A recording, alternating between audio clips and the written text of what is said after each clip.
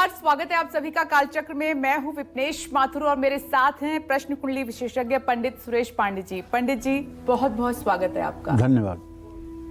15 मई तक किसकी बढ़ेंगी मुश्किलें, 15 मई तक किसकी बिगड़ेगी सेहत, 15 मई तक किसको रहना होगा संभल कर, 15 मई तक आपकी किस्मत में क्या लिखा है, जानने के लिए देखिए कालचक्र। जी हाँ, कल सूर्य ग्रह का राशि परिवर्तन हो चुका है। सूर्य का राशि बदलना आपके लिए क्या कुछ लेकर आया है? क्या ये राशि परिवर्तन आने वाले किसी बड़ी मुश्किल का इशारा है, या फिर सूर्य के राशि बदलने से आपकी सभी चिंताएं, सभी दुख दूर होने वाले हैं? सूर्य का राशि परिवर्तन 12 राशियों पर कैसा असर डालेगा, यही आज कालचक्र में पंडित जी आपको बताने वाले हैं। तो ध्यान से देखिए आज का कालचक्र। इसके अलावा अगर आपका कोई भी सवाल है तो आप हमें फोन कर सकते हैं। हमारा नंबर है 012066524415।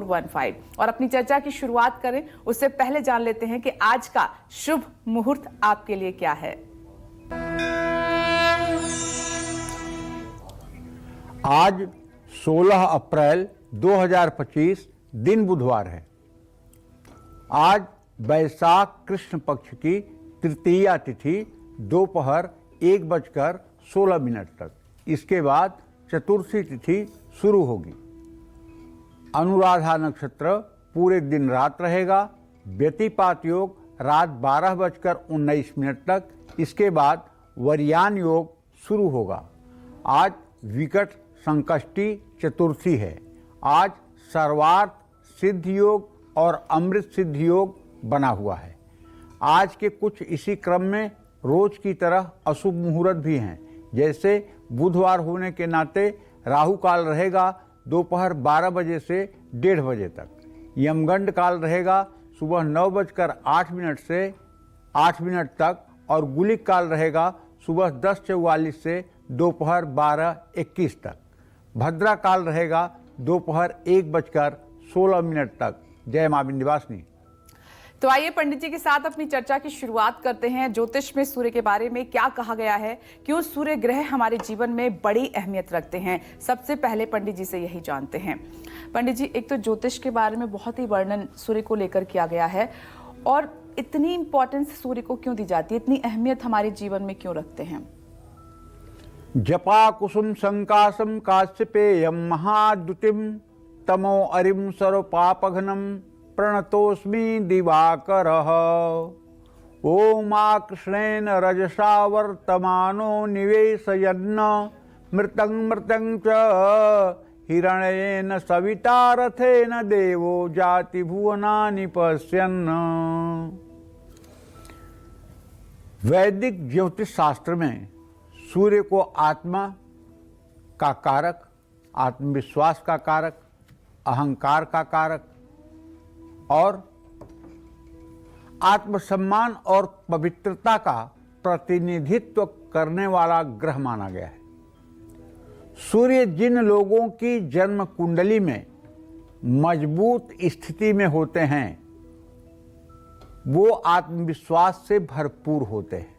मजबूत स्थिति का यहाँ आशय ये है कि सूर्य अच्छे नवांश में हो, उच्च के नवांश में हो, मित्र के नवांश में हो, शुभ ग्रहों से दृष्ट हो, मित्र के घर में हो, तो वो मजबूत माना जाता है। ऐसे लोगों को समाज में आजीवन सम्मान मिलता है। वहीं अगर कुंडली में सूर्य कमजोर हो जाए तो व्यक्ति के पहली बात तो आत्मविश्वास में कमी रहेगी। दूसरी बात, अहंकार संबंधी मुद्दों का सामना करना पड़ेगा। अगर सूर्य अशुभ स्थिति में है, नीच राशि में है, या शनि के घर में है, या राहु शनि से उसकी युति बन रही है, तो यह आपके पिता के साथ आपके संबंधों को भी प्रभावित कर सकता है। वैदिक काल में प्रकृति का एक प्रमुख अंग के रूप में सूर्य की उपासना होती थी। ब्रह्मांड की उत्पत्ति का कारक भी सूर्य है। नक्षत्र, ग्रह, चंद्रमा का मूल जो है ना, जड़, वो सूर्य में है और इन सब की उत्पत्ति सूर्य के कारण हुई है। सबसे पहले प्रकट होने के कारण इन्हें आदित्य कहा गया है। सृष्टि की उत्पत्ति करने के कारण इनका नाम सूर्य पड़ा है। गीता में जब भगवान अपनी विभूतियों की चर्चा करते हैं तो कहते हैं आदित्यानाम हम विष्णु, मतलब आदित्य विष्णु के रूप में मैं आदित्य हूं।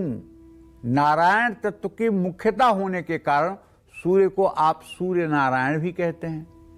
सूर्य नारायण भी सूर्य की संज्ञा है। अग्नि में किया गया हवन सूर्य को प्राप्त होता है। काल गणना का आधार भी सूर्य है।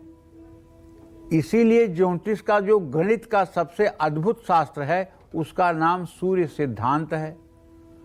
सूर्य की अद्भुत शक्तियों और गुणों के बिना संसार की कल्पना ही नहीं की जा सकती।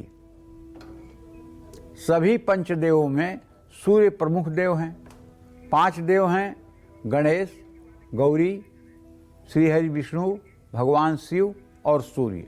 यही पंचदेव हैं, जिसमें सूर्य एक प्रमुख देव है।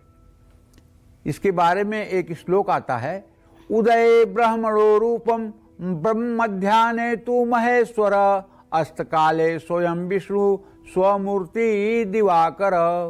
उदय के समय सूर्य ब्रह्मा के रूप में होते हैं।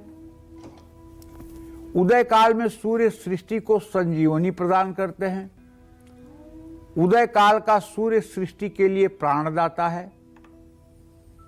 उदयकालीन सूर्य ब्रह्मा का रक्तवर्णी मुख है। उदयकालीन सूर्य सभी ऊर्जाओं का केंद्र है। सभी रोगों और आपदाओं को हर सकता है। उदयकालीन सूर्य दोपहर के समय महेश्वर रूप में होता है। महेश्वर माने भगवान शिव, जो संहार के देवता हैं। इस समय सूर्य अपनी तमोगुणी लीला करते हैं और सृष्टि के विकारों का नाश करते हैं। इस समय सूर्य का तेज और प्रचंड किरणें सृष्टि को शुद्ध करने में मदद करती हैं। सूर्यास्त के समय सूर्य विष्णु के रूप में होते हैं। इस समय सूर्य की किरणें धीरे धीरे कम होने लगती हैं। योगी इसी समय सूर्य मंडल का ध्यान करते हैं, ब्रह्म साक्षात्कार प्राप्त करते हैं। इस समय मन को शांत रखकर और ध्यान में लीन होना चाहिए। लेकिन सूर्य की प्रतिमा के चरणों के दर्शन कभी नहीं करना चाहिए, ये भी हमारे शास्त्रों की मान्यता है। सूर्य के चरणों के दर्शन करने से दरिद्रता प्राप्त होती है, पाप बढ़ते हैं, पुण्य कम हो जाता है। जय मां विंध्यवासिनी। चलिए अपनी चर्चा को आगे बढ़ाते हुए बात करते हैं पंडित जी से कि सूर्य का किस राशि में गोचर हुआ है और ये कब तक उस राशि में रहेंगे। आइए जान लेते हैं। पंडित जी बताइए। देखिए, ग्रहों के राजा सूर्य 14 अप्रैल को ब्रह्म मुहूर्त में अपनी उच्च राशि मेष राशि में प्रवेश कर चुके हैं और सूर्य मेष राशि में अब 15 मई 2025 तक रहने वाले हैं। सूर्य मेष राशि में उच्च अवस्था में माने जाते हैं। मेष राशि मंगल ग्रह की पहली राशि है और सामान्य तौर पर सूर्य ग्रह प्रत्येक वर्ष अप्रैल महीने के मध्य भाग में से लेकर मई महीने के मध्य भाग तक मेष राशि में संक्रमण करते हैं। सूर्य का मेष राशि में जाना सूर्य को और मजबूती देता है। सूर्य अग्नि तत्व प्रधान ग्रह हैं और मेष राशि भी अग्नि तत्व की राशि है। ऐसे में मेष राशि सूर्य के मित्र मंगल की राशि है। ऐसे में मैं आज आपको बताऊंगा कि आपकी राशि के लिए आने वाला एक महीना सूर्य के प्रभाव के कारण कैसा रहने वाला है। देखिए, राशि अनुसार चर्चा की शुरुआत करें। सबसे पहले मेष राशि के बारे में आप लोग जानिए।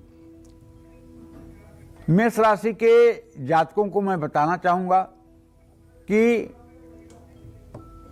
15 मई के बाद सूर्य ग्रह की कृपा अगर आपको पाना है तो आपके पहले भाव में सूर्य आ चुके हैं। सूर्य के कारण मंगल के कमजोर होने का प्रभाव आप पर नहीं पड़ेगा। सूर्य की उच्च स्थिति कुछ सकारात्मक परिणाम दे सकती है, लेकिन आपको मुश्किलों का भी सामना करना पड़ सकता है। दोस्तों और रिश्तेदारों से संबंध तो अच्छे होंगे, लेकिन कुछ अपनों की नाराजगी का भी आपको सामना करना पड़ सकता है। आपका क्रोध बढ़ सकता है। इस समय कोई भी नया काम शुरू नहीं करना चाहिए। कार्य क्षेत्र में विवाद की स्थिति बन सकती है। साझेदारों के साथ अनबन हो सकती है।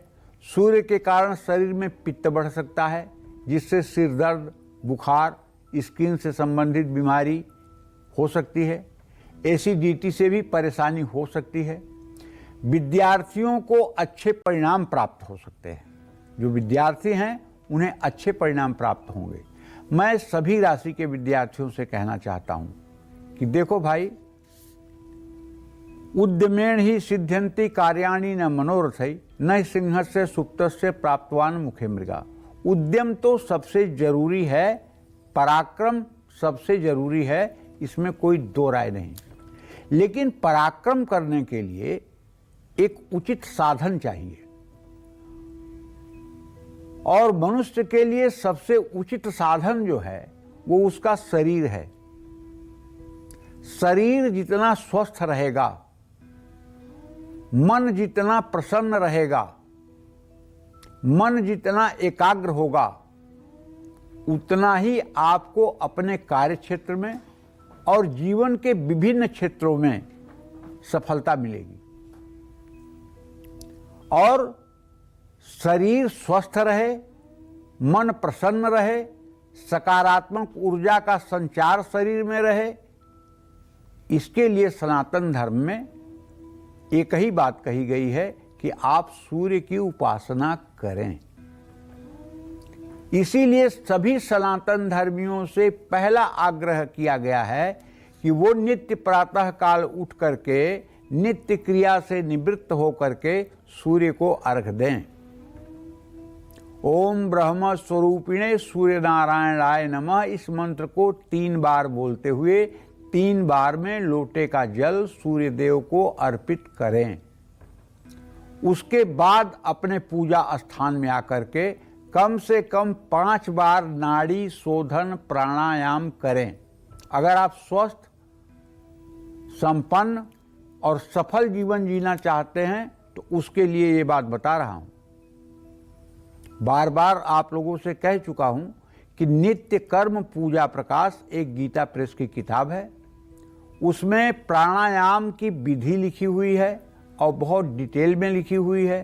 प्राणायाम का मंत्र लिखा हुआ है, कैसे प्राणायाम करना चाहिए उसकी विधि विधिवत लिखी हुई है। उसको 1, 2, 3 बार में आप पढ़ करके अच्छे से समझ सकते हैं और प्राणायाम करना शुरू कर दें। मान लीजिए आपके पास बहुत समय नहीं है, आप घंटों कोई पाठ नहीं कर सकते, आप घंटों मंत्र का जप नहीं कर सकते, आप ध्यान नहीं कर सकते, आप मेडिटेशन नहीं कर सकते, कोई दिक्कत नहीं। अगर आप सिर्फ और सिर्फ नाड़ी शोधन प्राणायाम सुबह शाम 5-5 बार कर लें तो मैं विश्वास के साथ कह सकता हूं आपके जीवन की और सारी कमियां इसी से ठीक हो जाएंगी। ओम भुवः ओम स्वः ओम महः ओम जनः ओम तपः ओम सत्यम ओम तत्सवितुर्वरेण्यं भर्गो देवस्य धीमहि धियो यो नः प्रचोदयात्। ओम आपो ज्योतिरसो अमृतम ब्रह्म भूर्भुवः स्वरोम। यही मंत्र है। 3 बार नाभि पर, 6 दल कमल पर, नीले रंग के कमल पर भगवान विष्णु का ध्यान करते हुए ये मंत्र पढ़ना चाहिए। 3 बार खोडस दल कमल, 16 पंखुड़ियों वाले भूरे रंग के कमल पर भगवान चतुर्मुख ब्रह्मा का ध्यान करके ये मंत्र करना चाहिए।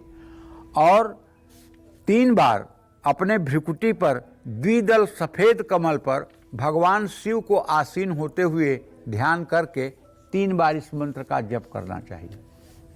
आप अगर ये योग अभ्यास अपना शुरू कर दें तो मैं विश्वास के साथ कहता हूं आपके जन्म कुंडली में चाहे जितनी खराब ग्रह स्थिति होगी, आपकी किस्मत चाहे जितना बजबजा रही होगी, खराब होगी, लेकिन इसके प्रभाव से बहुत जल्दी जिंदगी बदल जाएगी।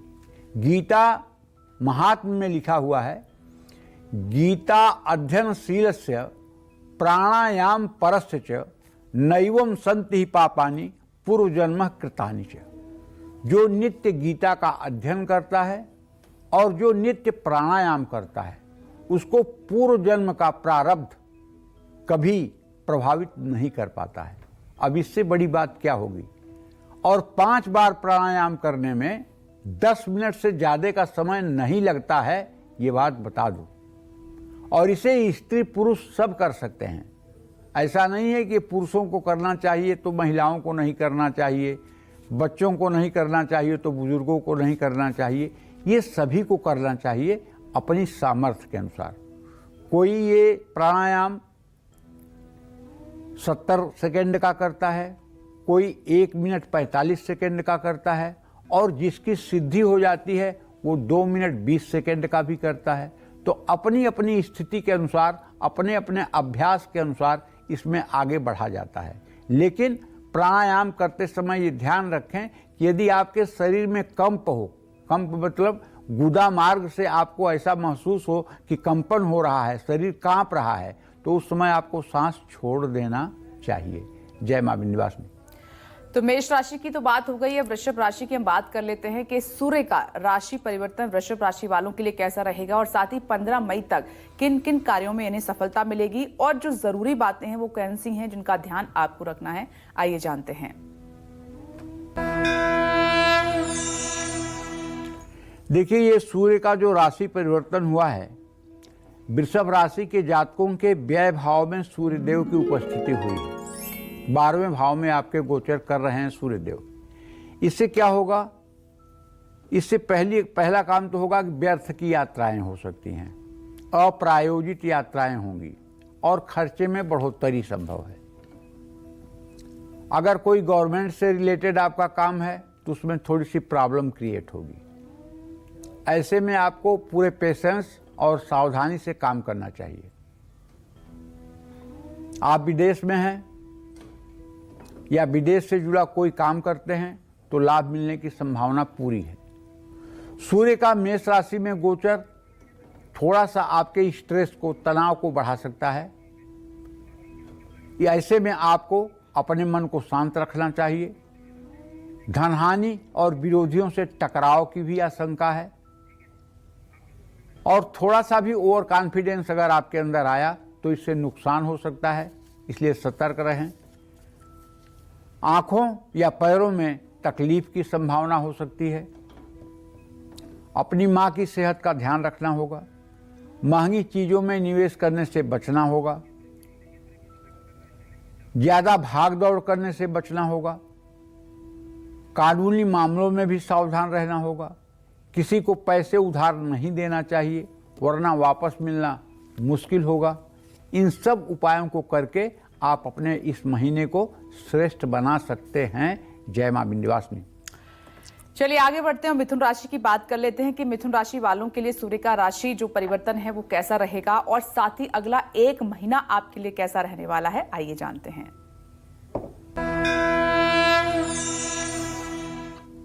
मिथुन राशि के जातकों का अगर ग्रह गोचर देखा जाए तो सूर्य आपके 11वें भाव में अब 14 अप्रैल से गोचर कर चुके हैं।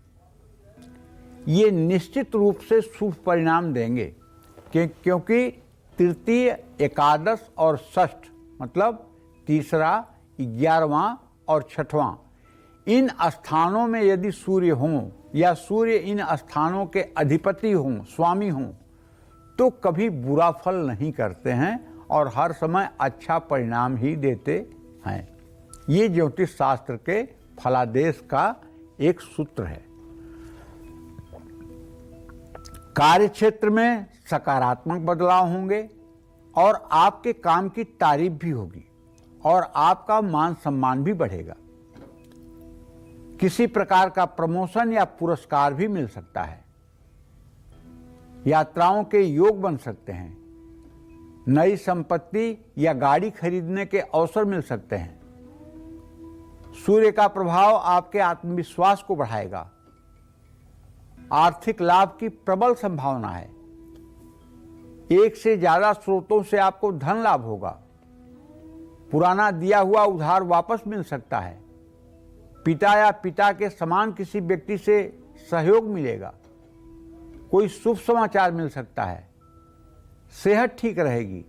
ज्यादा मुनाफा होगा, लेकिन पैसे ज्यादा कमाने की लालसा में आप हो सकता है स्ट्रेस में रहें, तनाव में रहें। बच्चों के कारण कुछ संघर्ष की स्थिति बन सकती है। इस समय गलत लोगों की संगत से बचें। परिवार के बड़े सदस्यों से मतभेद की संभावना बनी हुई है। ऐसे में आप सभी मिथुन राशि के जातकों को चाहिए कि पूरे महीने सूर्य नारायण की उपासना करते रहें, सूर्य को अर्घ्य देते रहें, गायत्री मंत्र का जप करते रहें। जय मां विंध्यवासिनी। चलिए आगे बढ़ते हुए कर्क राशि की हम बात कर लेते हैं कि सूर्य का राशि परिवर्तन कर्क राशि वालों के लिए कैसा रहने वाला है। आपकी जिंदगी में कैसे बदलाव आएंगे, करियर में किस तरीके के संकेत आपको मिलेंगे, वो ऊंचाई तक ले जाएंगे या फिर आपको डिमोशन भी आपका हो सकता है, प्रमोशन की जगह। साथ ही एक महीने तक आपको किन बातों का बहुत ज्यादा ध्यान रखना है, आइए पंडित जी से जान लेते हैं।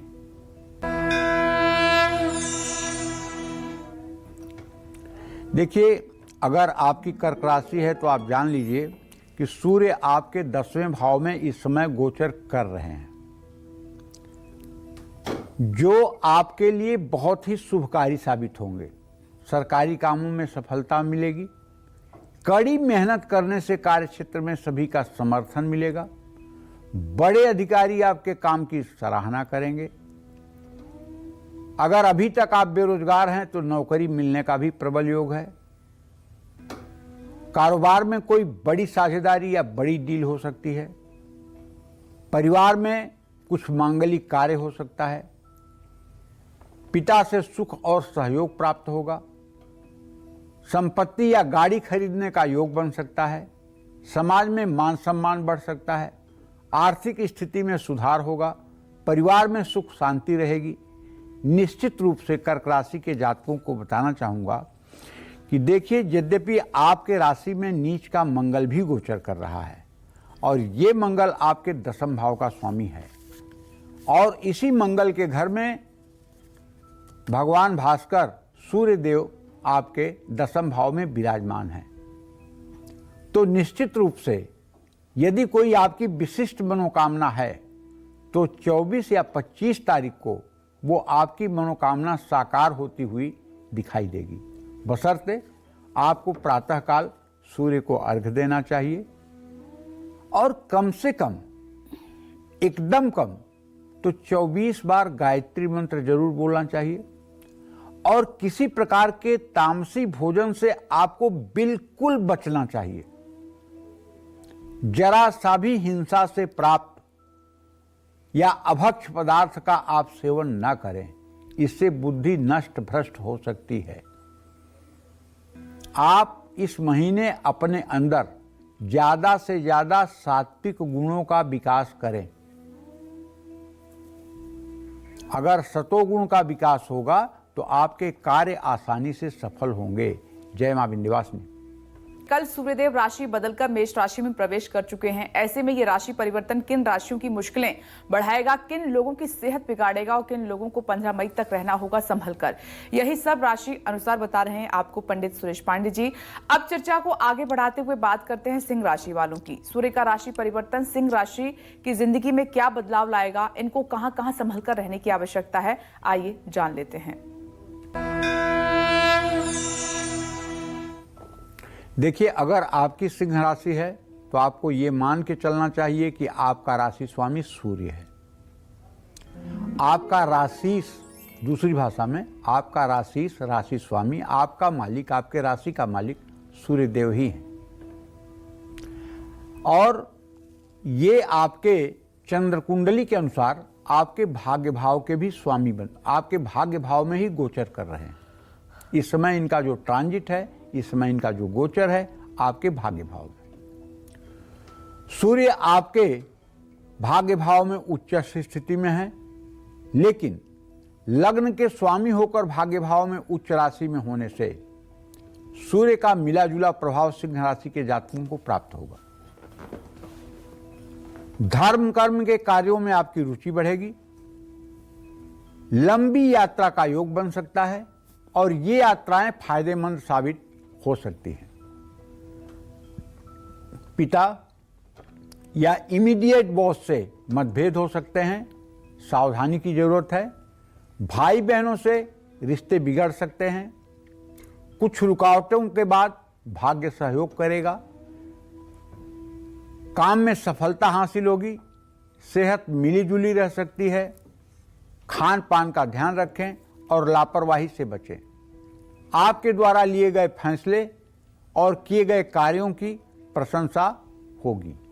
24 और 25 मई आपके लिए विशेष यादगार दिन होगा। इस दिन जो भी काम आप करेंगे उसमें आपको 100% सफलता मिलेगी और आपको किसी विशिष्ट सम्मान की भी प्राप्ति हो सकती है। आप कोई नया कार्य भी इस दिन कर सकते हैं। आपको चाहिए कि आप पूरे महीने भगवान सूर्य की विधिवत आराधना करें। सूर्योदय के समय सूर्य को अर्घ्य दें, गायत्री मंत्र का अनुष्ठान करें और हो सके तो त्रिमधु का क्या है? गाय का घी, शहद और चीनी, ये 3 चीज़ों को मिला करके पीपल, नीम या आम की लकड़ियां तांबे के हवन कुंड में जला करके और 108 बार सूर्य के मंत्र या गायत्री मंत्र ओम घृणी सूर्याय स्वाहा या ओम भूर्भुवः स्वः तत्सवितुर्वरेण्यं भर्गो देवस्य धीमहि धियो यो नः प्रचोदयात् स्वाहा, इस मंत्र से 108 आहुति हवन करें। देखिए, ये हवन एक बार करके तो देख लीजिए, आपके घर का पूरा इन्वायरमेंट चेंज हो जाएगा। आपके घर का पूरा वायुमंडल चेंज हो जाएगा।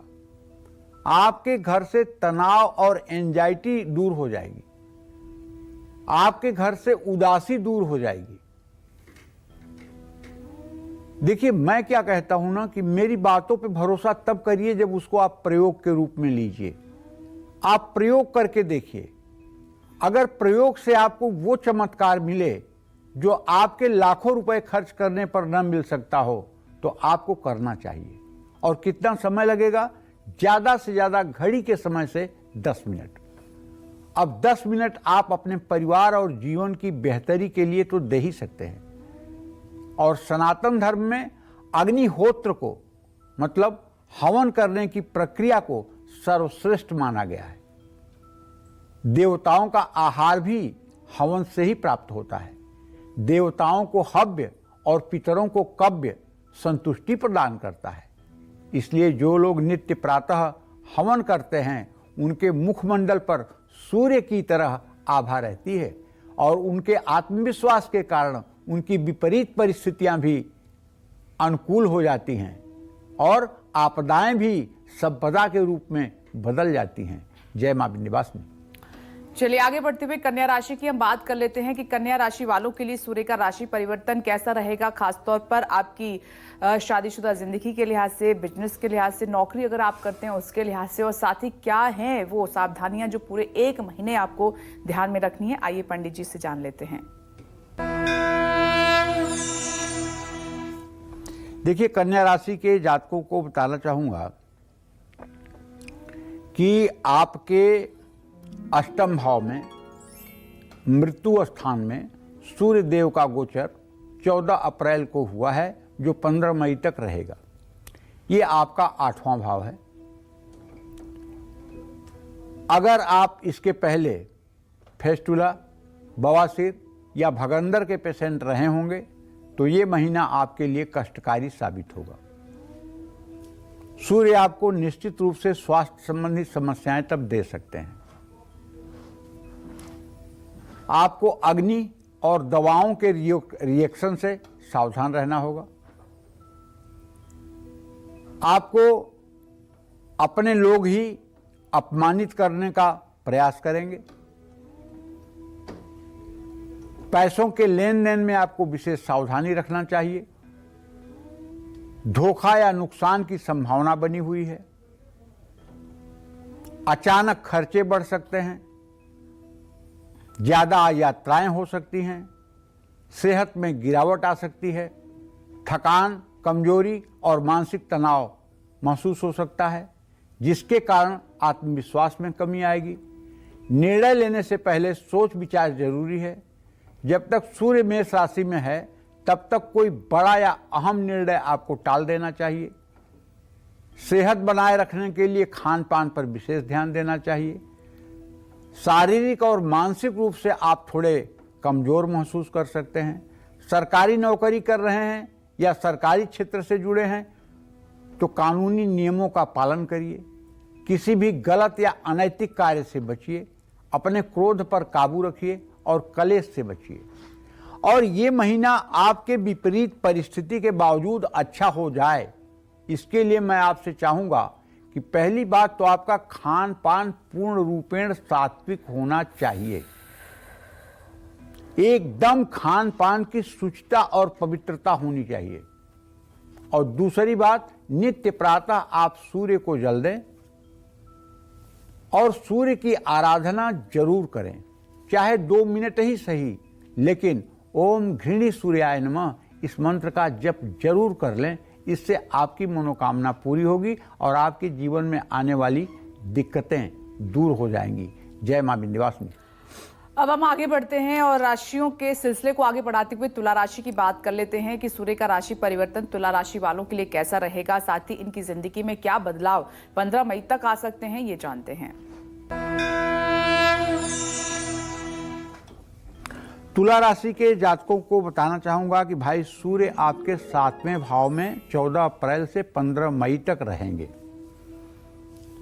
ये आपका 7वां भाव है जो पति और पत्नी का स्थान होता है। 7वें भाव में गोचर के कारण आपके रिश्तों में तनाव आ सकता है। ऐसा मैं इसलिए कह रहा हूं ना कि शुक्र और सूर्य की स्थिति द्वितीय द्वादश की बन रही है, जिसके कारण वैवाहिक जीवन में गलतफहमियां पैदा हो सकती हैं।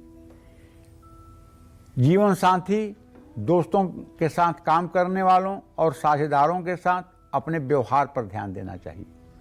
सूर्य का प्रभाव आपके दाम्पत्य जीवन के लिए ठीक नहीं है। ये इसलिए कह रहा हूं ना कि आपका राशि स्वामी शुक्र है और सूर्य से द्वितीय द्वादश की स्थिति बन रही है, इसलिए थोड़ा अहंकार का टकराव हो सकता है, जिससे संबंधों में रुकावट आ सकती है।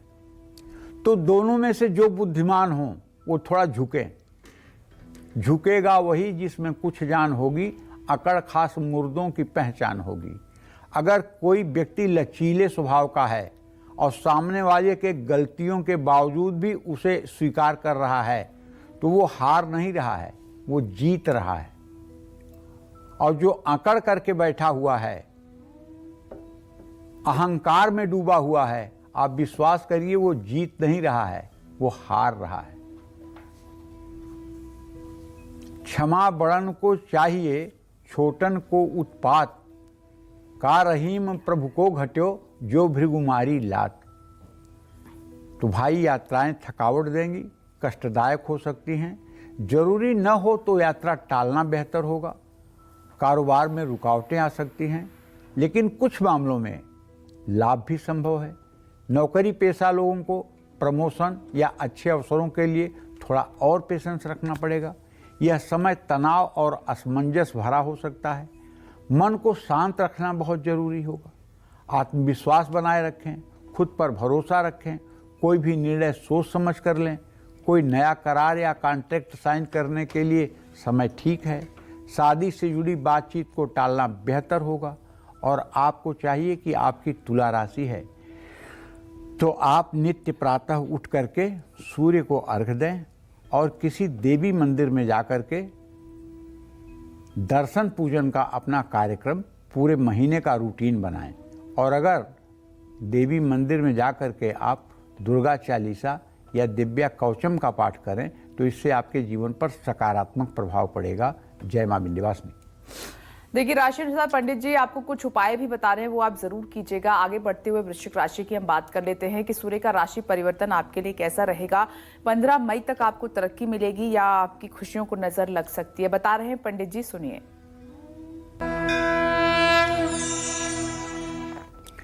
देखिए, वृश्चिक राशि के जातकों को बताना चाहूँगा कि सूर्य का ट्रांजिट, सूर्य का गोचर आपके छठे भाव में रोग शत्रु के स्थान में हुआ है। ऐसे में आपको एक महीने चुनौतियों से थोड़ी राहत मिलेगी। आप सोच रहे होंगे कि रोग शत्रु के स्थान में सूर्य है और चुनौतियों से राहत मिलेगी, इसका क्या मतलब? इसका मतलब ही यही होता है कि सूर्य जब भी तीसरे, छठवें और 11वें स्थान में जाता है तो फायदेमंद होता है। इससे आपकी पहचान बढ़ेगी, बड़े पद प्रतिष्ठा की प्राप्ति होगी, स्वास्थ्य समस्याओं में सुधार देखने को मिल सकता है, शत्रुओं पर विजय प्राप्त होगी, यात्रा और खर्च दोनों की संभावना बढ़ेगी, लेकिन इससे कोई खास परेशानी नहीं होगी। नौकरी पेशा हैं तो इस समय तरक्की मिलने का प्रबल योग है, अच्छा अप्रेजल मिलेगा, इंक्रीमेंट भी होगा। प्रतियोगिता में आपका प्रदर्शन बेहतर रहेगा, प्रतिद्वंदियों और शत्रुओं के खिलाफ सफलता मिलेगी, कानूनी मामलों में भी फैसला आपके पक्ष में आ सकता है। जय मां विंध्यवासिनी। आगे बढ़े, धनुराशि की बात करें उससे पहले कॉलर हमारे साथ जुड़ गए हैं लुधियाना से। केशव जी, स्वागत आपका कालचक्र में। अपना प्रश्न पंडित जी से कीजिए। हाँ पंडित जी नमस्कार। हाँ नमस्कार।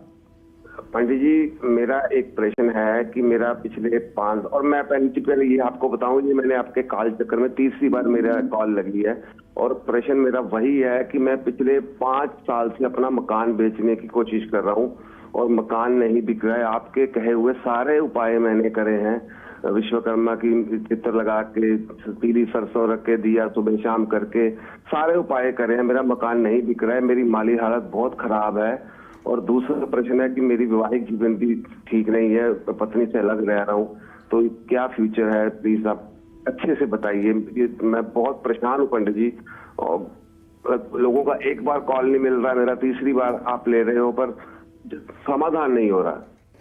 ऐसा है, देखिए आपने जो प्रश्न किया है, आपके चतुर्थ भाव का स्वामी बुध जो है वो राहु और शनि के साथ है।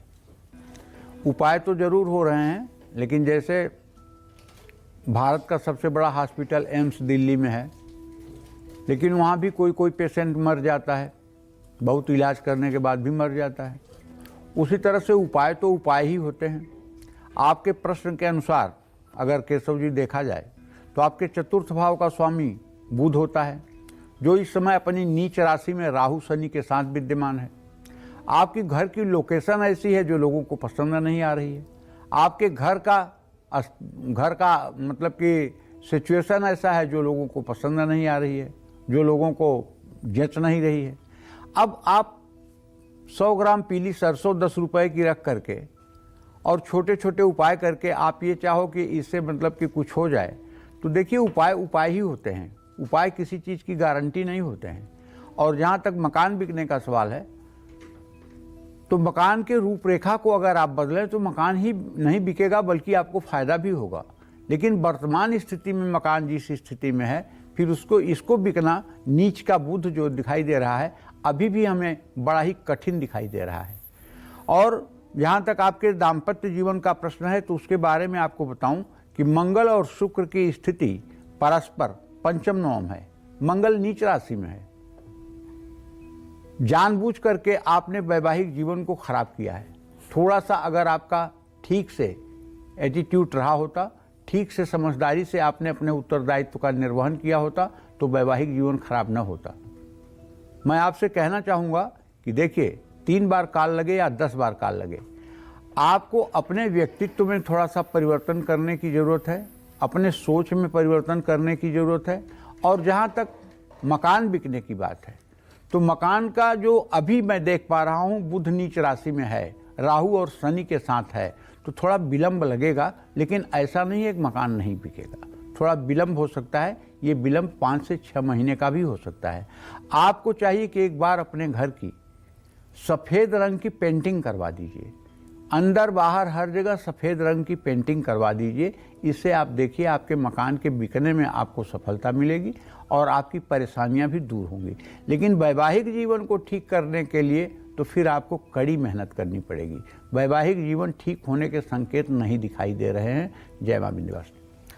आइए आगे बढ़ते हुए धनु राशि की बात कर लेते हैं। देखिए, सूर्य का जो प्रवेश है मेष राशि में हुआ है, लेकिन धनु राशि वालों की जिंदगी पर क्या प्रभाव पड़ेगा और किन बातों का आपको बहुत ज्यादा ध्यान रखना है, आइए जान लेते हैं। देखिए, धनु राशि के जातकों को बताना चाहूंगा कि भाई आपके पंचम भाव में सूर्यदेव अपनी उच्च राशि में विराजमान हो गए हैं। ऐसे में आपके तरक्की की रफ्तार धीमी रहेगी। नौकरी, कारोबार और निजी जीवन में आप थोड़े से असंतुष्ट रह सकते हैं। धैर्य रखने पर धीरे धीरे लाभ भी नजर आएगा। स्वास्थ्य को लेकर थोड़ा सतर्क रहने की जरूरत है। शिक्षा और संतान से जुड़े मामलों में कुछ उलझने, परेशानियां आ सकती हैं। सूर्य आपके भाग्य भाव के स्वामी हैं और उच्च स्थिति में हैं। ऐसे में धर्म कर्म के कार्यों में आपकी रुचि बढ़ेगी। सूर्य का 5वें भाव में गोचर मानसिक भ्रम की स्थिति पैदा कर सकती है। आपको फैसला लेने में भी मुश्किलों का सामना करना पड़ सकता है। विद्यार्थियों और प्रतियोगी परीक्षा की तैयारी करने वालों को काफी मेहनत करनी पड़ेगी। देखिए, अगर आपकी धनु राशि है और हर समय आप परीक्षा के पहले बीमार हो जाते हैं, परीक्षा का एग्जामिनेशन टाइम टेबल आते ही आपके शरीर के अंदर धीरे धीरे धीरे धीरे बीमारियां शुरू हो जाती हैं और परीक्षा का दिन आते आते आप असहज स्थिति में हो जाते हैं, तो मैं आपसे बताना चाहूँगा कि आपको किसी भी कीमत पर सूर्य के वैदिक मंत्र का ओम आ कृष्णेन रजसा वर्तमानो निवेशयन्न मृतं मर्त्यं च हिरण्येन सविता रथेन देवो याति भुवनानि पश्यन्न, इस मंत्र का 10 माला जप 31 दिन आपको जरूर करना चाहिए और सूर्योदय के समय करना चाहिए। ये मंत्र आपको गूगल पर भी अगर सूर्य का वैदिक मंत्र लिखेंगे तो मिल जाएगा। इस मंत्र को अगर आप 31 दिन कर लें तो मैं दावे के साथ कह सकता हूं कि परीक्षा का भय आपके मन से निकल जाएगा और आप प्रतियोगी परीक्षाओं में चमत्कार हासिल करेंगे। जय मां विंध्यवासिनी।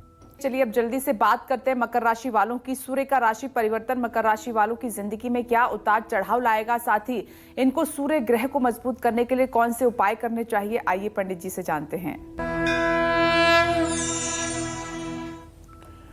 देखिए भाई, मकर राशि के जातकों को बताना चाहूंगा कि आपके चौथे भाव में सुख स्थान में सूर्य देव इस समय विराजमान हो चुके हैं और आपका राशि स्वामी शनि इस समय सूर्य देव से 12वें स्थान में राहु, बुध और शुक्र के साथ चतुर्ग्रही योग बना रहा है। सूर्य की स्थिति तो अच्छी है, लेकिन परिणाम आपको मिला जुला मिलेगा। मानसिक तनाव और अशांति आप महसूस कर सकते हैं और अगर आपके माताजी की उम्र 60 साल से ज्यादा है तो उनके स्वास्थ्य की चिंता भी आपको करनी चाहिए। मां के साथ टकराव या बहस हो सकती है, इससे बचना चाहिए। कार्य क्षेत्र में सीनियर्स से भी तनाव की स्थिति बन सकती है। छोटी छोटी बातों पर आपके अंदर चिड़चिड़ापन आ सकता है। घर, गृहस्थी, संपत्ति, भूमि से संबंधित मामलों में रुकावट आ सकती है। हृदय से संबंधित रोगियों को अपना खास ध्यान रखना चाहिए। यात्रा करते समय बहुत ध्यान रखें और मैं मकर राशि के सभी जातकों को कहना चाहूंगा कि भाई आपको पूरे महीने नित्य हनुमान चालीसा का और सुंदरकांड का पाठ अगर हो सके तो करना चाहिए। भले आप 7.5 से मुक्त हो गए हैं, लिस्ट इसका मतलब नहीं कि आपने कवच पहन लिया है, एकदम नहीं। ओवर कॉन्फिडेंस में बिल्कुल मत आइएगा। पूरे महीने हनुमान उपासना आप करते रहिए, सूर्य को अर्घ देते रहिए। आपका बुरा समय भी ऐसा हंस के टल जाएगा कि आपको पता नहीं चलेगा। जय मां विंध्यवासिनी। चलिए आगे बढ़ते हैं और कुंभ राशि की बात कर लेते हैं कि सूर्य का राशि परिवर्तन कुंभ राशि वालों के लिए कैसा रहेगा, आपका खास तौर पर भविष्य और कैसा रहने वाला है, किन बातों का आप ध्यान रखेंगे, जान लेते हैं। देखिए, कुंभ राशि के जातकों को तो पहली बात ये बताऊं कि आपके तृतीय भाव में पराक्रम के स्थान में भगवान सूर्यदेव ने गोचर किया है। ये इस समय आपके लिए सकारात्मक और अनुकूल साबित होंगे, इसमें कोई डाउट नहीं है।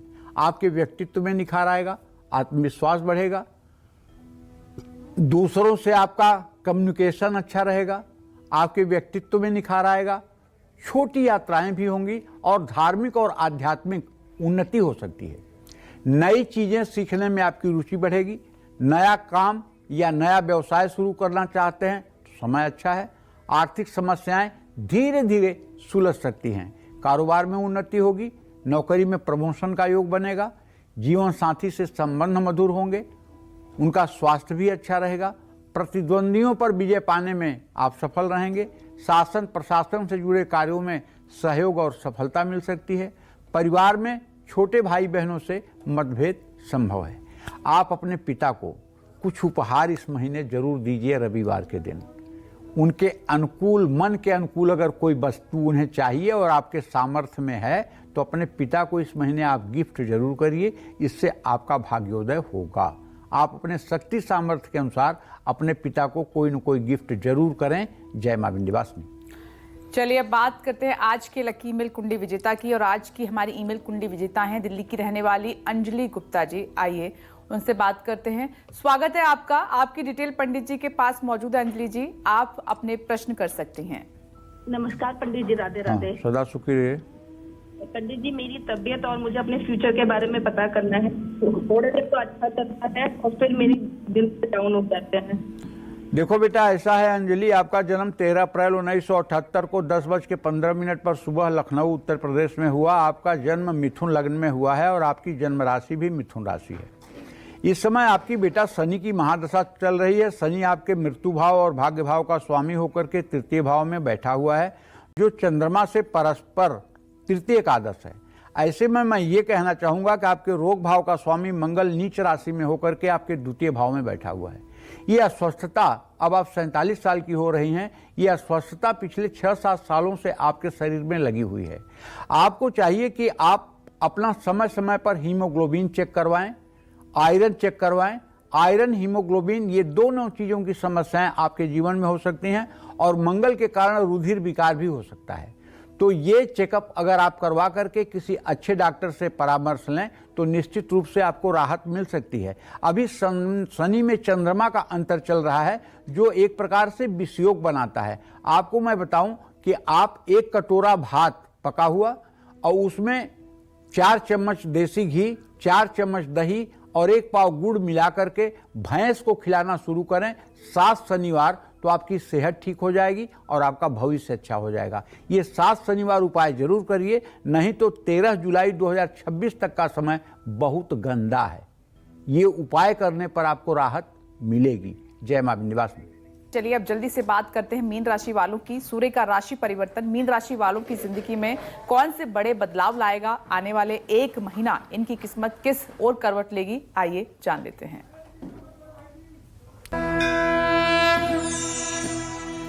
अगर आपकी मीन राशि है तो आप जान लीजिए कि सूर्य का गोचर आपके दूसरे भाव में धन स्थान में हुआ है।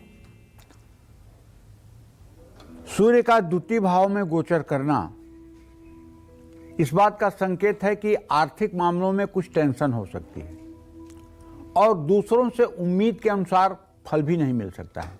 इसलिए आप अपने खान पान पर ध्यान रखिएगा। सेहत में कुछ गिरावट हो सकती है। आंख या मुंह में तकलीफ होने की संभावना है। अनावश्यक यात्राओं से आपको बचना चाहिए। पारिवारिक संबंधों में थोड़ी सी दूरी या तनाव संभव है। लोन लेने की योजना है तो इसमें सफलता मिलने की संभावना है। लेकिन कहना ये चाहता हूँ, यदि आपकी मीन राशि है और आपके द्वितीय भाव में सूर्य है और सूर्य आपके मतलब कि 6वें भाव का स्वामी है, तो कहना यही चाहता हूँ कि आप सूर्य की उपासना ठीक से करिए। प्रातःकाल सूर्य को जल दीजिए और कम से कम 108 बार ओम घृणी सूर्याय नमः इस मंत्र का जप करिए। निश्चित रूप से इससे आपका आत्मविश्वास अच्छा होगा। जय मां विंध्यवासिनी। तो सूर्य का राशि परिवर्तन कितना महत्वपूर्ण है, किन राशियों पर असर डालेगा, ये पंडित जी ने आज आपको बताया। पंडित जी आपका बहुत बहुत धन्यवाद। धन्यवाद। उम्मीद करते हैं कि आज का हमारा विषय आपको बहुत पसंद आया होगा। कल फिर एक नए विषय और आपकी परेशानियों को दूर करने के लिए ढेरों उपाय लेकर आएंगे हम पंडित सुरेश पांडे जी के साथ। तब तक के लिए कालचक्र की टीम को दीजिए इजाजत और देश और दुनिया की खबरों के लिए आप देखते रहिए News 24। नमस्कार।